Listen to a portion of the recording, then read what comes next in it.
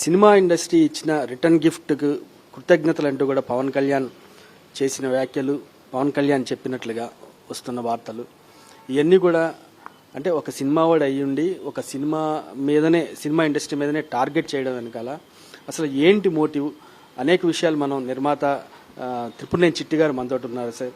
ఆయన అడిగి మరిన్ని విషయాలు తెలుసుకుందాం ఈ విషయాలపై. సార్ చిట్టి గారు, ఇప్పుడు ఈరోజు మందు లేదు అని చెప్పేసి తేల్చేశారు. అయితే ఇటువంటి తరుణంలో హరిహర వీరమల్లు అనే సినిమా జూన్ 12న వస్తుంది. దానికోసమే ఈ తతంగం అంతా నడిపారు. దాని వెనకాల ఒక నలుగురు ఉన్నారని మా దృష్టికి వచ్చింది అని కందుల దుర్గేష్ గారు ఒకటి చెప్పడం జరిగింది. అదొక అవివేకమైన అజ్ఞానమైన మాట. ఇది 10 ఏళ్లుగా సాగుతుంది సినిమా.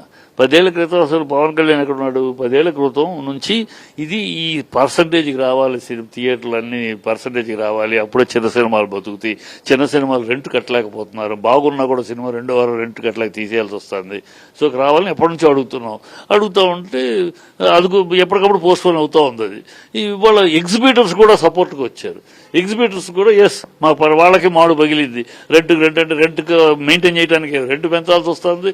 రెంట్ పెంచితేనేమో చిన్న సినిమాలు ఆడించుకోలేరు, సినిమా థియేటర్ ఇచ్చిన వాళ్ళు వద్దు ఆడించుకోలేరు, ఖాళీగా ఉండదు. సంవత్సరంలో 52 వారాలు పెద్ద సినిమాలు ఆడవు కదా, ఉండవు కదా, ఉండే 15-20 సినిమాలు పెద్ద సినిమాలు. సో 52 వారాలు ఆ సినిమాలు ఆడించుకోలేరు కదా. సో వీళ్ళ చిన్న సినిమాలు కావాలంటే మరి రెంట్ తగ్గించాలి. రెంట్ తగ్గిస్తే వాళ్ళకి వర్కౌట్. అందుకని అటు ఇటు కాకుండా సతమతం అవుతూ ఉన్నారు. ఇప్పుడు దారికి వచ్చారు. ఎస్, పర్సంటేజ్కి వెళదాం, మీకు రూపాయి వస్తే మాకు రూపాయి వస్తుంది. ఏదో ప్రజలు రావట్లేదు. అసలు ప్రేక్షకులు రాకుండా ప్రేక్షకులే రావట్లేదు థియేటర్కి. దాని మీద మనం పోట్లాడుకుంటున్నట్టుంది. అసలు ఏమొస్తుందో తెలియదు.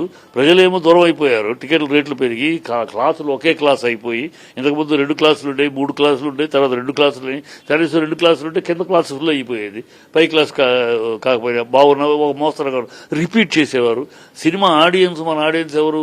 అమాలీలు, కూలీలు, ఆటో డ్రైవర్లు, బస్ డ్రైవర్లు, బస్ కండక్టర్లు, ఈ పని చేసుకునేవాళ్ళు, ఈ బిల్డింగ్ కన్స్ట్రక్టర్లు పనిచేసే వీళ్ళు పొద్దున సాయంకాలం దాకా పనిచేసి సాయంకాలం కూలీ డబ్బులు 700, 600 తీసుకుని దాంట్లో అలా ఒకసారి సినిమా చూసేసి 500 ఇంట్లో ఇచ్చుకుని పోతాడు. వాడు రోజు వస్తాడు సినిమాకి. ఆ రోజు వచ్చే సినిమాని చూస్తాడు. వాడు నిజమే. అలాంటి వాళ్ళు దూరం చేసుకున్నాం రేట్లు పెంచి. సో మళ్ళీ వాళ్ళని దగ్గరికి తెచ్చుకోవాలి, వాళ్ళని తెప్పించుకోవాలి. ప్రేక్షక దేవుళ్ళు మళ్ళీ మనం దూరం అవుతున్న దేవుళ్ళని మనం తెప్పించుకోవాలి. ఈ ప్రయత్నాల్లో భాగాలు ఇవన్నీ. ఇది ఇవాళ పుట్టింది కాదు. ఇవాళ ఏదో హరిహర వీరమల్లు 4 సినిమాలు రిలీజ్ ఉన్నాయి జూన్లో. ఒక పవన్ కళ్యాణ్ ఇంకా మిగతా హీరోల సినిమాలు ఉన్నాయి. ఈయన గురించి ఈ సినిమాని గురించి ఎవడు పట్టించుకుంటాడు? ఆ సినిమా ఏదో సంవత్సరాలు తీశారు, అది ఏమొద్దు చూస్తుంది. దానికోసం ఎవడు టార్గెట్? అందుట్లో సినిమా ఫీల్డ్లో నేను చిన్నప్పటి నుంచి సినిమా ఫీల్డ్లో ఉన్నా. నేను 1970లో క్లాప్ కొడితే ఆ రోజు నుంచి ఈరోజు సినిమా ఫీల్డ్లో చూస్తున్నాను. సినిమా ఫీల్డ్ ఒకటి సినిమా నాశనం చేయాలని ఏ సినిమా ప్రొడ్యూసర్ అనుకోడు. ఎంతటి శత్రుత్వమైనా సరే, నా బద్ధ శత్రువు సినిమా తీస్తున్నా సరే ఆ సినిమా నాశనం అవ్వాలని ఎవ్వడు కోరుకోడు. ఎందుకంటే సినిమా వాళ్ళం సినిమాను ప్రేమించుకుంటాం. ఏ సినిమా అయినా ఎవరి సినిమా అయినా సక్సెస్ అవ్వాలి, ఆ డబ్బులు ఇండస్ట్రీలో తిరగాలి, ఇండస్ట్రీలో ఆ డబ్బులు తిరిగితే ఇండస్ట్రీ పథకాలు కోరుకునే వాళ్ళు తప్పితే సినిమా ఎవడో బయటోడు ఎవడో బాగా అనాలేవో, సినిమా వాడెవడు ఇంకోటి సినిమా నాశనం కోరుకోరు. ఈ పిచ్చి మాటలు, పిచ్చి వాగులు తప్పితే ఒకటి కాదు. అయితే ఇప్పుడు పవన్ కళ్యాణ్ చేసిన వ్యాఖ్యలు ఇండస్ట్రీలో హాట్ టాపిక్గా మారినాయి. ముఖ్యంగా ఏంటంటే సంవత్సరం అయినా సరే ప్రభుత్వం ఏర్పడి ఇంతవరకు కూడా సినిమా వాళ్ళు ఎవరు వచ్చి ముఖ్యమంత్రిని అభినందించలేదు. ఎందుకు రావాలి? ఏంటి పర్పస్ ఉంటే వస్తారయ్యా. నీ పార్టీ, రాజకీయ పార్టీలు నువ్వు గెలిస్తే నీ పార్టీ నాయకులు జెండాలు పుచ్చుకుంటారు, ఊరేగింపులు చేస్తారు, ఉత్సవాలు చేస్తారు, మా అల్లేస్తారు. మీది రాజకీయాలు. అది మాకేం పని? సినిమా వాడికి ఏం పని? సినిమా ఫీల్డ్లో అందరు రాజకీయ నాయకులు ఉంటారు, అన్ని పార్టీలు ఉన్నారు. నీ ఒక పార్టీ ఉందా? అందరూ ఉన్నారు. కానీ మా పని ఉన్నప్పుడు వస్తారు, గవర్నమెంట్ తోటి పని ఉన్నప్పుడు వస్తారు. అయితే వ్యక్తిగతంగా వచ్చి కలుస్తున్నారు తమ సినిమాలకు సంబంధించి రేట్లు పెంచుకోవడానికి. ఈ తప్ప నుంచి అలాంటి వ్యక్తిత్వం వచ్చే వాళ్ళు చేసుకోము. హాస్యాస్పదమైన మాట. నా పనున్నప్పుడు నా సినిమాకి రేట్లు పెంచమని అడుగుతాను.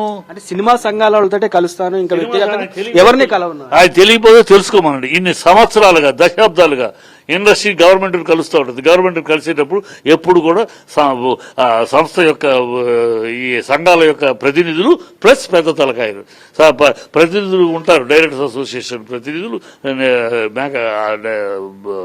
ఆర్టిస్ట్ అసోసియేషన్ ప్రతినిధులు, ప్రొడ్యూసర్ కౌన్సిల్, ఫిల్మ్ వీళ్ళు 24 క్రాఫ్ట్స్, ఫిలిం ఛాంబర్ అందరూ ఉండి ఆ రోజుల్లో పెద్ద తలకాయలు ఉండేవారు కూడా. ఒక డివిఎస్ రాజు గారు, ఒక రామానాయుడు గారు, ఒక దాసరి గారు, పెద్ద తలకాయలు వాళ్ళు కూడా ఉండేవారు. ఎందుకంటే వీళ్ళు ఎంతమంది ఉన్నా పెద్ద తలకాయలు ఉండేవారు. ఇప్పుడు ఆ పెద్ద తలకాయలు లేరు, వీళ్ళు ఉన్నారు. సో వీళ్ళు అందుకనే ఏం చేస్తున్నారు, ఇప్పుడు వెళ్ళేటప్పుడు వీళ్ళతో పాటు కొంచెం నేమ్ అండ్ ఫేమ్ ఉన్న హీరోలను అడుగుతారు. అంతే తప్పితే ఎప్పుడు వెళ్ళేది అది తెలియకపోతే తెలుసుకోవాలి. ఎప్పుడు హీరోలు వచ్చి ఎప్పుడు ప్రభుత్వంతో చర్చలు జరపడం. రిటర్న్ గిఫ్ట్ ఇచ్చారు, దానికి మీకు కృతజ్ఞతలని మీకు చెప్తున్నారు. ఆయన్ని కొంచెం బుద్ధి పెట్టుకుని ఆలోచించి సినిమా ఫీల్డ్కి సవాల్ వెళ్ళటాలు, సినిమా ఫీల్డ్కి బెదిరింపులు చేయటాలు, సినిమా ఫీల్డ్ బ్లాక్ మెయిల్ చేయడం, ఆయన్ని ప్రజలు ఆయన నమ్మి ఓట్లేశారు. ప్రజలు ఆయన నమ్మి మీ అబద్దాలని, మీ వాగ్దానాలను నమ్మి, మీ మోసపూరిత మాటలను నమ్మి ఓట్లేశారు. ఆ ప్రజలు ఓట్లేసి మిమ్మల్ని అధికారులకు ఆ ప్రజలకు రిటర్న్ గిఫ్ట్ ఇవ్వమనండి. ఆయన ఒక మనిషిగా ఏమైనా ప్రజలు ఓట్లేసి గెలిపించేందుకు ఏమాత్రం ఆయనకి విశ్వాసం ఉన్నా ప్రజల పట్ల, ఓటర్ల పట్ల అది చేయమనండి. ఒక్కటి కాకపోతే ఒక్కటి వైజాగ్ స్టీల్ ప్లాంట్ ప్రాణం అడ్డేస్తాడు, వెళ్ళిపోయింది. వైజాగ్ 3 ఫెర్నెస్ క్లోజ్ అయిపోయింది. 4 3 ఆల్రెడీ క్లోజ్ అయింది. నువ్వు అది ప్రైవేటైజేషన్ అయిపోతుంది. ఏడీ మాట్లాడే దీంట్లోకి మీరు అడిగిన మొత్తం చెప్పనండి. అడగడే స్పెషల్ స్టేటస్, పాచిపోయిన లడ్డూలు అన్నాడు, రాష్ట్రానికి నాశనం చేశారు కనుక బీజేపీ నాకు వద్దని చంద్రబాబు అన్నాడు. ఇవాళ ఇక్కడ మీరు అడగరే. కాకినాడలో 20 దొరికింది, గంజాయి దొరికింది, 25 టన్నులు. ఆంధ్ర రాష్ట్రాన్ని గంజాయికి స్థావరంగా చేసేస్తున్నారు అని జుట్టు పీక్కుని ఆవేశంగా మాట్లాడాడు పవన్ కళ్యాణ్. చంద్రబాబు మాట్లాడాడే. ఇవాళ అది కాదురా నాయనలరా, బుద్ధి లేని వాళ్ళరా, అది గంజాయి కాదురా, డ్రై ఐస్ రా అని సిబిఐ రిపోర్టు మీ అధికారం వచ్చినాక వచ్చింది. సిగ్గుందా మీకు?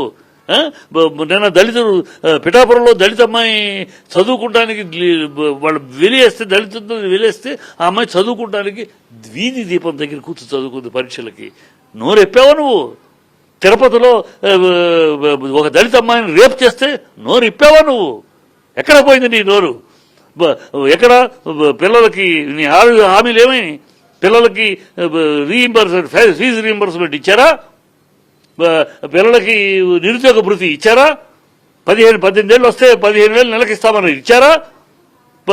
ఇంట్లో ఎంతమంది ఉంటే అంతమందికి 15,000 ఇచ్చారా? ఫ్రీ బస్ అన్నారు ఇచ్చారా? ఫ్రీ గ్యాస్ అని 1700 కట్టమంటారా? అది ఫ్రీ అంటారా? వెళ్ళిన వాలంటీర్స్ మీరేం భయపడద్దు, నా ప్రాణం అడ్డేస్తాను, 5,000 కాదు 10,000 ఇస్తామన్నారు. ఏది ఒక్కటి కాకపోతే ఒకటే పచ్చి అబద్దాలు, పచ్చి సిగ్గు ఎగ్గు లేకుండా అబద్దాలు ఆడేసి అధికారులకు వచ్చారు. వాళ్ళకి ఇవ్వండి రిటర్న్ గిఫ్ట్. సినిమా ఫీల్డ్కి మీరే రిటర్న్ గిఫ్ట్. శిష్టాది గురువుగా మీరు సినిమా ఫీల్డ్కి మీరు శాసిస్తారా? ఇండస్ట్రీ చాలా మందిని చూసింది, చాలా మహామహులు, పెద్ద చెన్నారెడ్డి, వెంకట ఇలాంటి దృఢమైన ముఖ్యమంత్రులు చూసింది. పెద్దదో ఒకముఖి ఛాలెంజ్లను, బ్లాక్ మెయిలింగ్ మీ అంత చూస్తారన్నట్టు రిటర్న్ గిఫ్ట్ ఎవరికి ఇస్తావు? రిటర్న్ గిఫ్ట్ నీ ప్రజలకు ఇవ్వు, నేను గెలిపించాను ప్రజలకు ఇవ్వు. మా ఆయన ఇండస్ట్రీకి ఏంటో నువ్వు ఇచ్చేది? ఇండస్ట్రీ పుట్టకము 70 ఏళ్ళ ఇండస్ట్రీలో నువ్వెంత? ఇండస్ట్రీ చాలా మంది చూసింది. ఈ పిచ్చి బెదిరింపులు ఉండకూడదు సార్. ముఖ్యంగా ఈరోజు ఆల్రెడీ బంద్ అనేది లేదు అని తేల్చేశారు. అయితే ఇది కేవలం దాదాపు ఒక నెల రోజుల నుంచి ఈ సమస్యలు ఉన్నాయి, దానికి సంబంధించి నిర్మాతలు, డిస్ట్రిబ్యూటర్లు అందరూ మాట్లాడుకున్నారు, అంతా ఓకే. అయితే ఇలాంటి తరుణంలో ఒక రకంగా హరిహర వీరమల్ల గురించి ఇదంతా జరుగుతుంది, బంద్ కావాలనే వీళ్ళు కాల్ ఫర్ చేస్తున్నారు, దీనికోసం ఏంటి అసలు అని చెప్పేసి వీళ్ళు చెప్పడం ఏంటి అసలు? ఇది పిచ్చివాగడమ్మా. ఈ హరిహర సినిమా 4 సినిమాలు రిలీజ్ ఉన్నాయమ్మా జూన్లో. 4 సినిమాలు ఉన్నాయి, అందులో ఇది ఒక cinema. One of the hero. కానీ నా సినిమానే టార్గెట్ చేశారు. వాళ్ళు అలా రుబ్బుకుంటారు, వాళ్ళ గురించి వాళ్ళ పుస్తకాలు వాళ్ళు పిసుక్కుంటూ మన గురించి ఆలోచిస్తున్నారు. అలా వాళ్ళ పుస్తకాలు వాళ్ళు పిసుక్కుని వాళ్ళేదో వాళ్ళ గురించి ఎవడు కేంద్రీకరిస్తారు వాళ్ళ గురించి. ఆ సినిమా ఆడితే లేదు, దాని మీద 36 డౌట్లు ఉన్నాయి, 36 హంగమనాది సంస్థ తీశారు, సగం సినిమా డూప్లోనే తీశారని వదంతులు, అదేదో నిజాలు తెలియదు. వదంతులు అనేసి డూపే మొత్తం అని, ఆయన చూడి మొత్తం బిజినెస్ అవ్వట్లేదని రకరకాలు ఉన్నాయి. ఏదో అది వాళ్ళ బాధలు, వాళ్ళ కష్టాలు, వదంతులు, మనకు తెలియదు నిజాలు. వాటి గురించి ప్రమోట్ చేసుకుంటారా చేసుకోండి. అది సంతోషం. ఒక ప్రమోట్ చేసుకుని ఆ బయ్యరు డిస్ట్రిబ్యూటర్ ప్రొడ్యూసర్ బాగుపడ్డాడు, సంతోషమే. మిమ్మల్ని గురించే అంటే ఇండస్ట్రీలో ఏ అడుగు వేసినా పవన్ కళ్యాణ్ గురించి చేస్తారా? నువ్వేంటయ్యా 100 హీరోలో ఒక హీరో, నువ్వు ముఖ్యమైన 4 హీరోలో ఒకటివి. నిన్ను గురించి ఇండస్ట్రీ మొత్తం పాకులాడుతా, నిన్ను గురించి ఇండస్ట్రీ ప్రతి ఒక్కటికి వేస్తా. నువ్వు ప్రజలకు సమాధానం చెప్పలేక, ప్రజల ముందు వెళ్ళి నిలబడలేక ఈ మీరు గతం చూడండి, ఒక్కొక్క cinema Pawan Kalyan cinema release అయ్యేటప్పుడు ఏదో ఒక టాపిక్ తీసుకొచ్చి ఏదో ఒకటి నా సినిమా కోసం టార్గెట్ చేస్తున్నారు, నా సినిమాని చేయడానికి మొదలెడతారు. ఇది ఒక టాక్టిక్స్ అయిపోయింది. వాళ్ళ సినిమాని ప్రజల్లో హాట్ టాపిక్ చేయడం కోసం ఇది ఒక డ్రామా. ఈ డ్రామా అతను ప్రతి సినిమాకి చేస్తూ ఉంటాడు వాళ్ళ మనుషుడు. ఒక సినిమా వాడిగా, ఒక పవన్ కళ్యాణ్ గారు సినిమా వాడిగా సినిమా ఇండస్ట్రీని టార్గెట్ చేయడాన్ని మీరు ఎలా చూస్తారండి? ఎలా చూస్తారంటే విశ్వాసఘాతకంగా చూస్తాను. ఈ సినిమా ఫీల్డ్ అయితే నీకు ఫుడ్ లేదు, నీ అడ్రస్ లేదు, నీ అడ్రస్ మీ నాన్నకి మీ అన్నకి అడ్రస్ ఈ సినిమానే, నీకు అడ్రస్ ఈ సినిమానే. సినిమా నువ్వు టార్గెట్ చేసి రిటర్న్ గిఫ్ట్ ఇస్తారు. ఏం నువ్వు ఇస్తావు రిటర్న్ గిఫ్ట్? ఏంటి ఒక ఉప ముఖ్యమంత్రి ఏంటి శిష్టాది గురువా నువ్వు? మొత్తం నీకు రాసి ఇచ్చేసారు, అదన్నీ ఇష్టం వచ్చి మాట్లాడతానికి ఏమిటని ఏం రిటర్న్ గిఫ్ట్ ఇస్తావు నువ్వు? ఇప్పుడు సోషల్ మీడియాలో ఒకటే అంటున్నారు, అంటే ఇండస్ట్రీని నువ్వు బెదిరిస్తున్నావా, ఈ టైంలో నువ్వు ఇలాంటి వ్యాఖ్యలు చేయడం అనేది బాధాకరం అని చెప్పేసి కూడా చాలా మంది పోస్టులు పెడుతున్నారు. నేను అదే అడుగుతున్నాను, ఇండస్ట్రీని బెదిరిస్తావా, ఇండస్ట్రీని బ్లాక్మెయిల్ చేస్తావా? నువ్వేంటి, నీలాంటి మహా తల్లో జేజిని చూసేది ఇండస్ట్రీ, మహామోహన్ చూసింది ఇండస్ట్రీ. ఇండస్ట్రీని నువ్వు బెదిరిస్తావా? ఇండస్ట్రీ ఏంటి, నువ్వేంటని ఇండస్ట్రీలో? చిరంజీవి లేకపోతే అసలు నువ్వేంటి? ఇప్పటికీ చిరంజీవి నాకు పవన్ కళ్యాణ్ సంబంధం లేదని చెప్పానండి. చూద్దాం నీ పరిస్థితి ఇండస్ట్రీలో. ఆ మెగాస్టార్ వల్ల ఇప్పటికీ నువ్వేం బాగినా, ఎన్ని మాట్లాడినా, ఎన్ని తప్పులు చేసినా, ఆయన అబద్దాలు ఆడినా, ఎన్ని ప్రజలను మోసం చేసి మాట్లాడినా ఇప్పటికీ నీకు అభిలువిస్తున్నది సినిమా ఫీల్డ్ చిరంజీవి తమ్ముడు కనుక. అంతే తప్పితే చిరంజీవి నాకు అతని రాజకీయాలకి అతనికి సంబంధం లేదు అని ఒక మాట ప్రకటించమనండి, అప్పుడు తెలుస్తుంది నీ స్థాయి ఏంటో, నీ స్టేటస్ ఏంటో. ఈ టైంలో పవన్ కళ్యాణ్ గారు ఇలాంటి వ్యాఖ్యలు చేయడం ఎలా చూస్తారండి? ఎలా చూస్తాడు? దౌర్భాగ్యంగా చూస్తాను. అతను అంతేనమ్మా. అతని గురించి నేను ఎలా చూస్తాడు? మీరేమో అతను ఏదో, నేను బిగినింగ్లో మీలాగానే పవన్ కళ్యాణ్ చాలా గొప్పోడు, చాలా అవినీతి లేదు, డబ్బుల కోసం రావట్లేదు ఇండస్ట్రీకి, రాజకీయాలకి, ఏదో చించేస్తాడు, పొడి చేస్తాడు అని నేను నమ్మాను. అతను వచ్చినా అతనితో రాజకీయమే మారిపోతుంది. ఆంధ్ర రాజకీయం చాలా కొత్త రాజకీయం వస్తాయి. చంద్రబాబు దౌర్భాగ్యం రాజకీయము, కాంగ్రెస్ నీచపు రాజకీయాలు కాకుండా ఒక కొత్త రాజకీయం వస్తుంది నేను నమ్మి అనేక సందర్భాల్లో మాట్లాడాను, కొత్త రాజకీయం చూస్తాం మనం అని.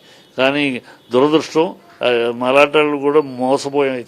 ఇతని ఆవేశం చూసి, ఇతని మాట చూసి, ఇది కేవలం సినిమా నటన. ఈయనకి ఏ విషయం మీద పరిజ్ఞానం లేదు, ఏ విషయం అన్నింటిలోనూ అర్ధజ్ఞాని, అజ్ఞాని. ఈయనకి ఆవేశం తప్పించే ఆలోచన లేదు, ఏ విషయం నిలకడ లేదు, నిజాయితీ లేదు, నీతి రీతి లేదు. ఇవాళ ఏం మాట్లాడతాడు, రేపు అది మాట్లాడిన మాట మతివరపు ఉందో ఏమో తెలియదు. మతాల విషయంలో నీతి లేదు, కులాల విషయంలో నీతి లేదు. ఒకప్పుడు కులాలు వద్దంటాడు, మళ్ళీ కాపులందరూ ఓట్లేస్తే గెలుస్తా అంటాడు. ఒకప్పుడు క్రిస్టియన్ అంటాడు, నా పెళ్ళ క్రిస్టియన్ అంటాడు, నా బిడ్డల క్రిస్టియన్, నేను బ్యాప్టిజం తీసుకున్నానంటాడు, నాకు ఒళ్ళు లేకపోతే మా నాన్న జీసస్ ప్రే చేశాడంటాడు, నా కొడుకు ఒళ్ళు బాగాలేకపోతే మేరీ మాతకు చెప్పారంటాడు. తర్వాత సనాతనం అంటాడు. సనాతనం వేరే మతం వాళ్ళని పెళ్లి చేసుకోరు, సనాతనం 3 పెళ్లి చేసుకోరు, సనాతనం అంటాడు. మళ్ళీ అదే నోటితోటి అసలు ఈ దేశంలో మత కల్లోలాలు హిందువుల వల్లే, హిందూ పెద్దల వల్లే జరిగింది అంటాడు. ఏమి మాట తీరు, రీతి, నీతి, నిజాయితీ ఒక్కటి ఉందా అతని మాటల్లో? ఈ 12 ఏళ్లలో నాకు గుర్తులేదు. సరే దాకా గుర్తులు అన్ని ఇలా అన్నాడని కోపం. సరే మీరు చెప్పండి, మీరు జర్నలిస్ట్గా ఒక్క మాట, ఇదిగోండి ఆయన రాజకీయాలకు వచ్చినాక ఈ మాట అన్నాడండి, ఈ మాట కట్టుబడి ఉన్నాడండి వాళ్ళ దాకా ఒకటి చెప్పండి. ఈ జుట్టు ఎగరేయటదని కట్టుబడి ఉన్నాడు. ఎక్కడ వచ్చినా ఇట్లా ఎగరేసి మాట్లాడటానికి దానికి కట్టుబడి ఉన్నాడు. చెప్పండి సార్. అయితే ఫైనల్ గా ఇప్పుడు సినిమా ఇండస్ట్రీ ఏమనుకుంటుంది? ఇప్పుడు సినిమా ఇండస్ట్రీ ఏమి కేర్ చేయదు సినిమా ఇండస్ట్రీ. ఇప్పుడు ఇది అన్నాడని ఓ బోలోని పరిగెట్టుకుపోయి రెండు అందరూ కలుదు ఎవడే అని చాలా చూసామండి. చాలు ఏదో ఆయన ఈ థియేటర్ ప్రాబ్లం తన ఏపు తిప్పుకోవాలని చూస్తున్నాడు.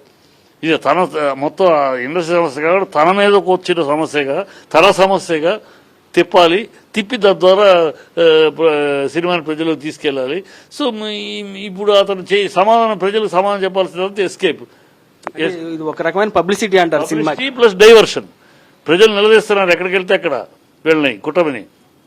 ఇదేది మిమ్మల్ని నమ్మి ఓట్లేసి మమ్మల్ని మోసగించారు, వంచన చేశారు, మమ్మల్ని తిడుతున్నారు, ఎక్కడ శాపనార్థాలు పెడతారు.